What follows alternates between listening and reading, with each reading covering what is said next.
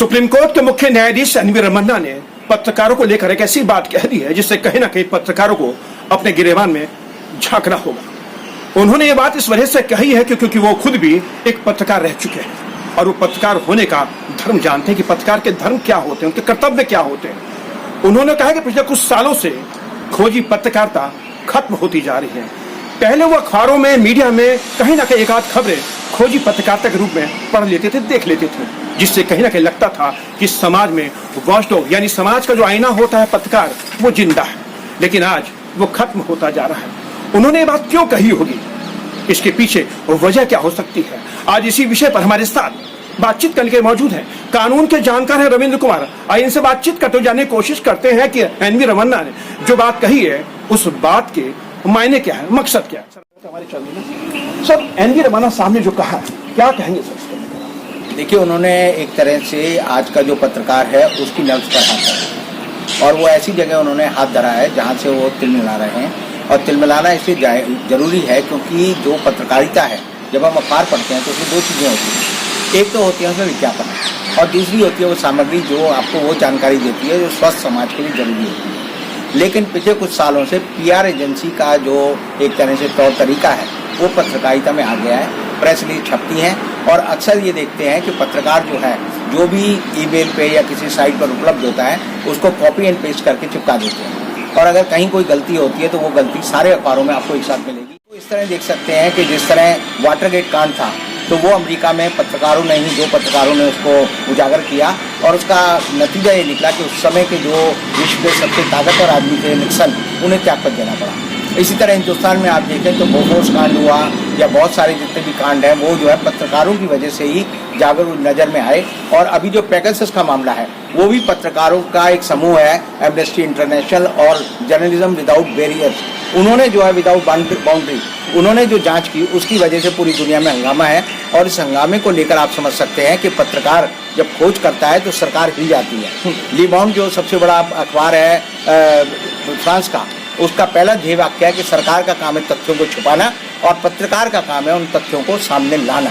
और अगर पत्रकार तथ्यों को सामने नहीं लाता तो समझिए कि पत्रकार जो है अपनी भूमिका को पूरी तरह निभा नहीं रहे और एक तरह से वो सरकार के चापलूस बने। यहाँ पहुँचने से जो लोकतंत्र को नुकसान होता है उसको लेकर यूनेस्को ने एक प्रोग्राम शुरू किया हुआ है जिसमें यूनेस्को 50,000 करोड़ रुपए साल का खर्च करती है और 2009 का वो प्रोग्राम है। उसमें वो कहते हैं कि असली पत्रकार जो है वो लोकतंत्र के वॉचडॉग हैं, लोकतंत्र के प्रहरी हैं और अगर वो अपनी भूमिका नहीं निभाएंगे, अगर तथ्यों को सामने नहीं लाएंगे तो दुनिया में लोकतंत्र का खात्मा हो जाएगा। और उन्होंने जो एक अपना एक सिस्टम डेवलप किया है उसको जो है हिंदुस्तान के अखबार के मालिक और पत्रकार तो नहीं मानते, लेकिन ब्रिटेन है, यूनाइटेड स्टेट्स ऑफ अमेरिका है, रशियन फेडरेशन है, यूरोप के सारे देश जो है उसको मानते हैं।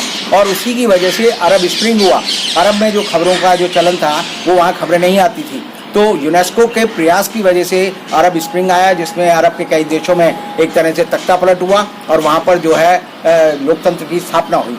तो पत्रकार जो है लोकतंत्र का प्रहरी है, जनता का वो एक तरह से नुमाइंदा है और पत्रकार के पास कौन से अधिकार है, वो जो जनता के अधिकार है। अगर वो जनता की आवाज़ नहीं बनेगा तो समझ लीजिए वो सरकार की आवाज़ बनेगा और जो सरकार का बापू होगा वो जो है पत्रकार नहीं है, वो सिर्फ जो है उनका पीआरओ एजेंसी। पत्रकार जो है समाज का आईना होता है, पत्रकार का कर्तव्य होता है, धर्म होता है कि कहीं ना कहीं समाज में जो कुछ घटित हो रहा है वो समाज जनता के सामने लाए। लेकिन पिछले कुछ सालों से देख रहे हैं कि समाज के अंदर जो खबरें आनी चाहिए वो खबरें नहीं आ रही है। सरकार कहीं जाती है, प्रधानमंत्री मोदी कहीं जाते हैं या कहीं मंत्री कहीं जाते हैं तो उन घटना को इवेंट के तौर पर दिखाया जाता है। क्या कहेंगे कि इवेंट के तौर पर उन घटनाओं को दिखाना, क्या अब यही पत्रकारिता रह गई है?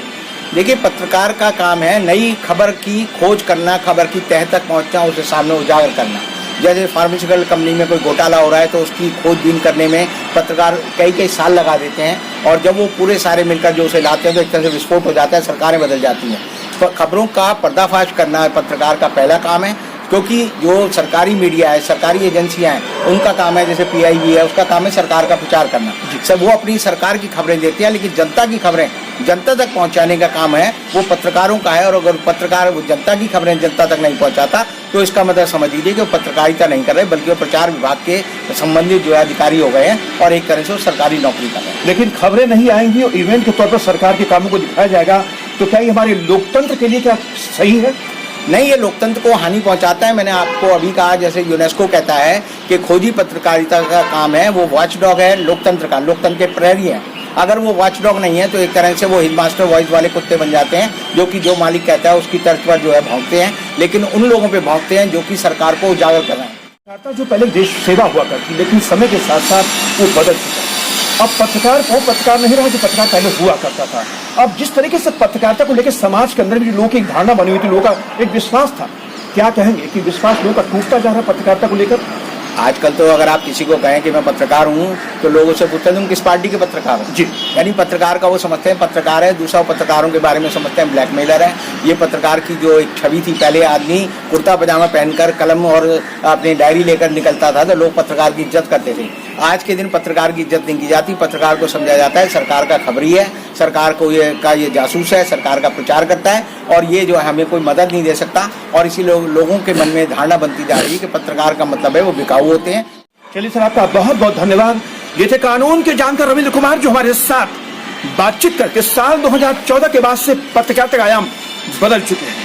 अब पत्रकार भी दो खेमों में बट चुका है, एक तो सत्ताधारी पक्ष में और दूसरा विपक्ष में।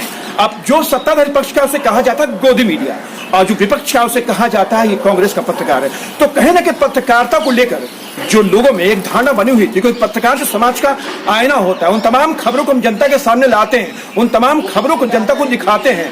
हम खोजी पत्रकारिता कहते हैं, लेकिन खोजी पत्रकारिता के नाम पर आज जो कुछ चल रहा है वो समाज के लिए कहीं से भी सही नहीं है। तो सुप्रीम कोर्ट के मुख्य न्यायाधीश अमरनाथ साहब का जो कहना, वो कहीं ना कहीं पत्रकारिता जगत में पत्रकारों के मुंह पर एक तमाचा है, साथ ही साथ उनको अपने गिरबान में झांकने को मजबूर कर देता है कि आखिर वो क्या पत्रकारिता कर रहे हैं। कैमरा पर्सन अजय के साथ सुरेश झा, न्यूज़ नेट।